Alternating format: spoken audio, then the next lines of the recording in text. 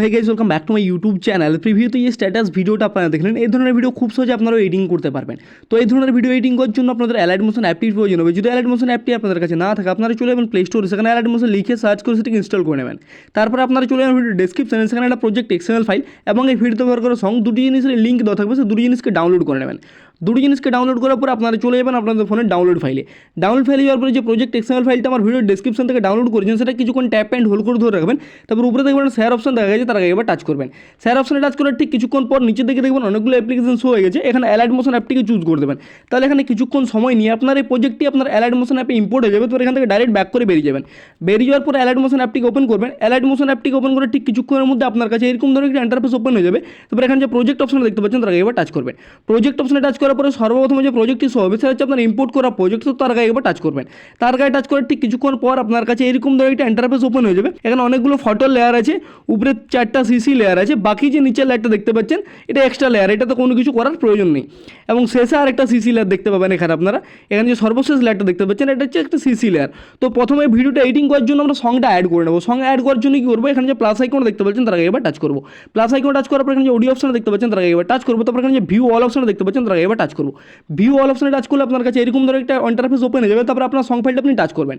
Song ফাইলে touch করার পর একদম নিচের দিকে চলে যাবেন। নিচের দিকে যেতে এই কারণে বললাম, কারণ অ্যালাইড মোশনের সিস্টেম হচ্ছে রিসেন্ট ডাউনলোড করা গানগুলো কিন্তু সে নিচের দিকে রেখে দেবে। তারপরে যদি ওই গানটা আপনি প্লে করে দেখতে চান, তখন কি করবেন, ওই গানের বাম পাশে তখন প্লে বাটন আছে, তার আগে একবার টাচ করবেন। তাহলে কিন্তু আপনার গানটা প্লে হবে। এবং ওই গানটা যদি আপনি আপনার ভিডিওতে অ্যাড করতে চান, তখন কি করবেন, ওই গানের ডান পাশে তখন একটা প্লাস আইকন আছে, তার আগে এবার টাচ করে দেবেন। তাহলে কিন্তু ওই গানটা আপনার ভিডিওতে অ্যাড হয়ে যাবে। তারপরে যে কোনো ফাঁকা জায়গায় আপনি টাচ করে দেবেন। তারপরে এই লেয়ারগুলোকে হালকা একটু স্ক্রল করে নিচের দিকে চলে আসবেন। নিচের দিকে আসার পর এখানে যে প্রথমে লেয়ারটা দেখতে পাচ্ছেন, এই লেয়ারটাতে একটা ফটো অ্যাড করবেন। তারপরে বাকি যে পরপর সমস্ত লেয়ারগুলো দেখতে পাচ্ছেন, প্রতিটা লেয়ারে একটা একটা করে ফটো অ্যাড করে যাবেন। এবং সর্বশেষ যে লেয়ারটা দেখতে পাচ্ছেন, এই লেয়ারটাতে সিসি লেয়ার, ফটো অ্যাড করার কোনো প্রয়োজন হবে না। তো ফটো কীভাবে অ্যাড করবেন সেটা প্রথমে আমি দেখিয়ে দিই। তো প্রথমে যে ফটো লেয়ারটা দেখতে পাচ্ছেন, তার আগে এবার টাচ করবেন।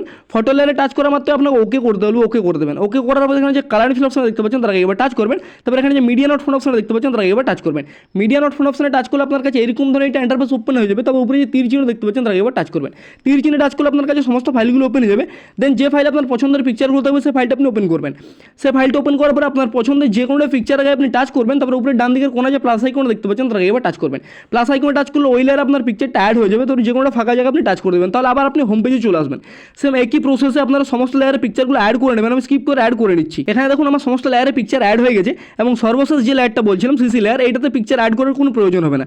যেহেতু আমাদের সমস্ত ফটো অ্যাড হয়ে গেছে, সং অ্যাড হয়ে গেছে, তো আমাদের ভিডিও এডিটিং কিন্তু কমপ্লিট হয়ে গেছে। তো অ্যালাইড মোশনে ভিডিও এডিটিং কমপ্লিট করার পরে প্লে করতে যাবেন না, কারণ অ্যালাইড মোশনে প্রচুর পরিমাণে ল্যাগ করবে। তো এটাকে আমরা ডাইরেক্ট এক্সপোর্ট করে নেবো। এক্সপোর্ট করার জন্য কি করবো, উপরে ডান দিকের কোণায় যে এক্সপোর্ট অপশন দেখতে পাচ্ছেন, তার আগে এবার টাচ করবেন। এক্সপোর্ট অপশনে টাচ করে ঠিক কিছুক্ষণের মধ্যে আপনার কাছে এরকম ধরনের একটা ইন্টারফেস ওপেন হয়ে যাবে। তারপর এখানে যে ভিডিও লেখা দেখতে পাচ্ছেন, তার ডান পাশে তোমরা তীর চিহ্ন আছে, এবার টাচ করবেন। সেই তীর চিহ্নে টাচ করলে আপনার কাছে এরকম ধরনের একটা ইন্টারফেস ওপেন হয়ে যাবে। তারপর এখানে তখন 1080p ফুল এইচডি ফ্রেম রেটটা আমি সিলেক্ট করে রেখেছি। আপনারা 1080p ফ্রেম রেটটাকে সিলেক্ট করবেন। তার জন্য কি করবেন, 1080p ডান পাশে তখন তীর চিহ্ন আছে, এবার টাচ করবেন। ওই তীর চিহ্নে টাচ করলে আপনার কাছে এরকম ধরনের একটা ইন্টারফেস ওপেন হয়ে যাবে। তারপর এখানে 1080p ফ্রেম রেটটাকে সিলেক্ট করবেন। তারপরে নিচে যে এক্সপোর্ট অপশন দেখতে পাচ্ছেন, তার এবার টাচ করবেন।